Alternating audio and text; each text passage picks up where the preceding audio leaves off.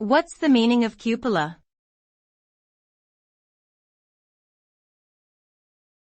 Cupola.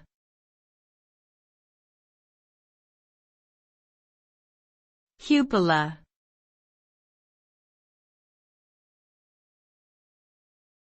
Cupola.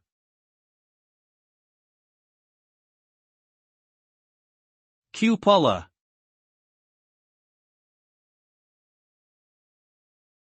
A cupola is a small, dome-like structure that sits on top of a roof or turret.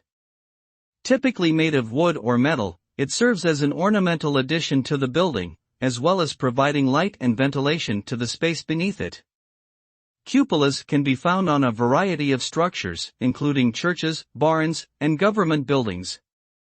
They are often designed with decorative elements, such as louvers, weather vanes, and finials, and can add a distinctive architectural feature to the building they adorn.